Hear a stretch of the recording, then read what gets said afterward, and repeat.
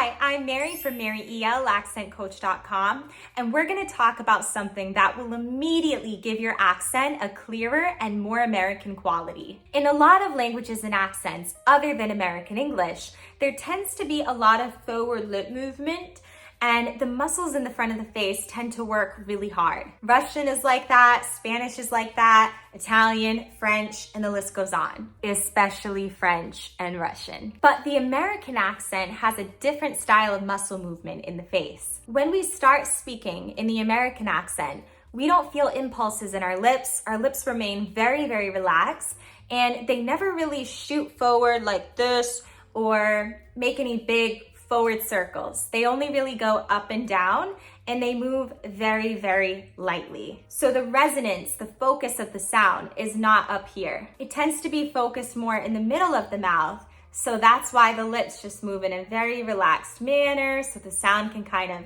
focus here, and we don't have any big lip movements. It doesn't mean our lips don't move. Yes, they do, but not the way yours do. I would think of it as your lips playing a passive role in speech. So you're not trying to pronounce the sounds with your lips or move them forward. You don't want to feel anything shooting forward when you talk. Your lips play a passive role where you feel your tongue making most of the movement, and this part of your face just takes a vacation, right? It's very, very relaxed. But we do have some sounds that require lip rounding. So how does that work if we don't want our lips to go forward? With vowels like O, oo, and ow, our lips don't go forward like this, o, oo, ow, but they just go up and down. So the top lip will go down towards the bottom lip, and the bottom lip will go up towards the top lip. And towards the end of these vowels, we do need the lips to get very, very close together and make a W. O, oo, ow. But they don't shoot forward. So they do all of that while staying very, very relaxed. It's almost like, for that W sound, the middle of the top lip and the bottom lip have kind of a magnetic feel, a magnetic pull towards each other, but without going forward, okay? So it's very much contained back here in a relaxed way. Oh, ooh, ow, versus oh, ooh, oh. Can you hear the difference there? So let's look at a few words with rounded vowels. And I want you to move your lips in this new way. Don't let them shoot forward in any crazy circles. You don't want to feel any strong impulses up here, okay? So your lips should be very relaxed, like they're kind of numb. They're playing a passive role in speech, and they just go up and down towards each other, okay?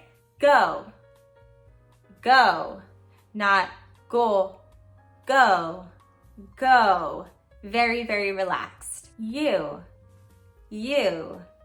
not you, you. So when I make this vowel, I don't feel my lips do much of anything at all. I feel them kind of flow up and down in a very relaxed way, but I don't feel any huge active muscular movement in my lips. No. Okay, I feel no muscular impulses here. My lips just go up and down very lightly in a very relaxed way. No.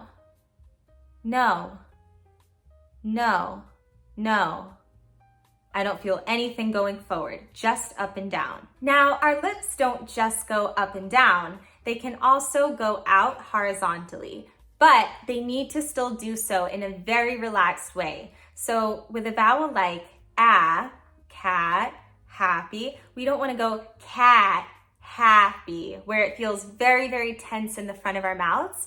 We want to make sure that it stays very relaxed so that even when they spread out this way, they don't feel tight, okay? So not cat, happy, but cat, happy,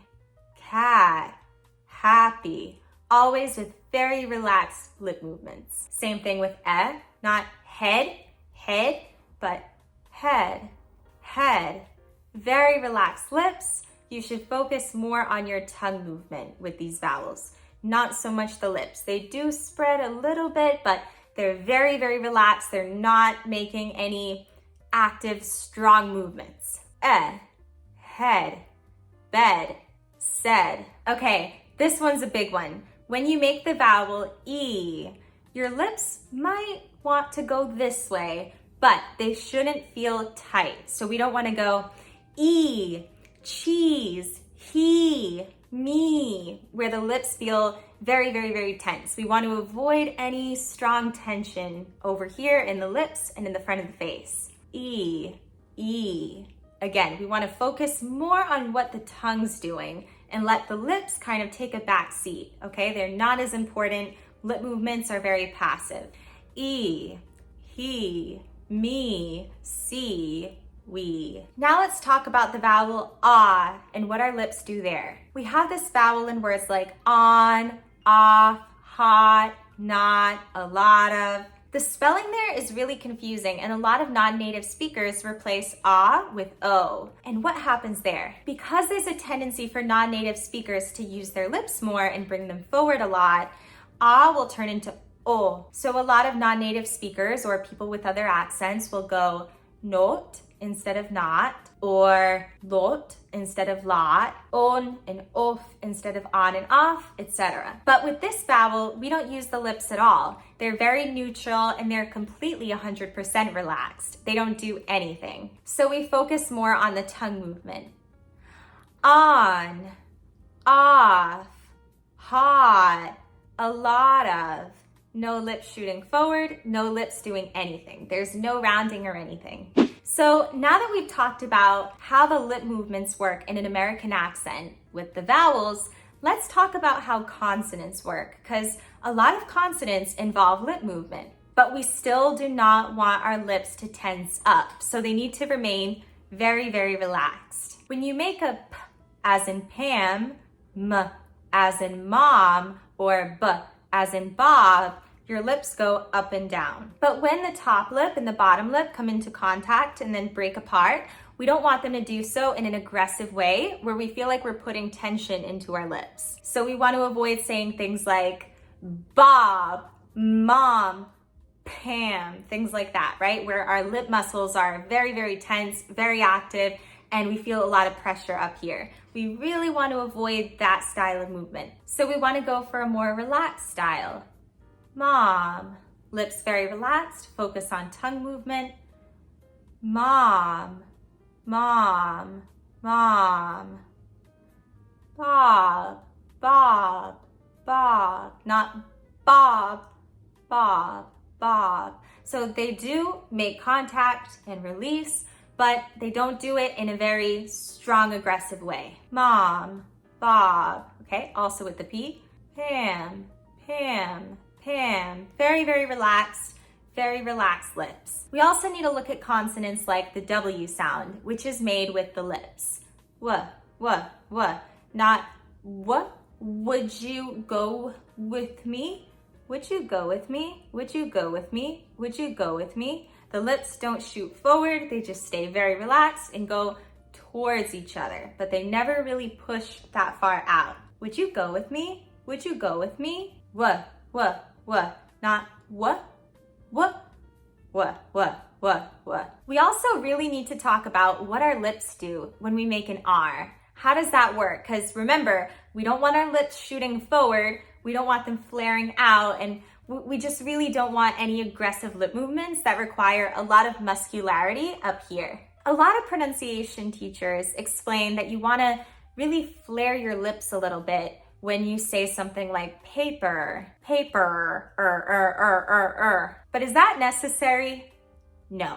It might help you a little bit if you're really struggling to get the sound, but I don't need to do anything with my lips to get that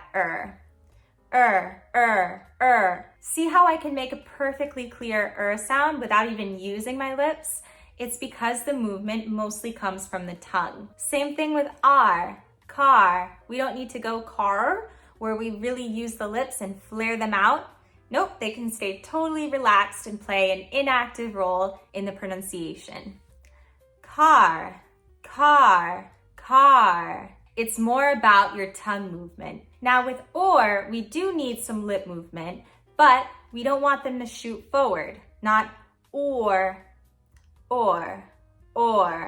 or. By the way, if you would like more personalized one-on-one feedback and coaching in the American accent, I would love to work with you and help you reach your goals. If that seems like something you'd be interested in, you can book a free 15-minute consultation call at the link in the description down below. For now, try speaking with this new style of muscle movement in your everyday English, and compare your speech with a native speaker's speech and see what differences and similarities you notice. That's all for today.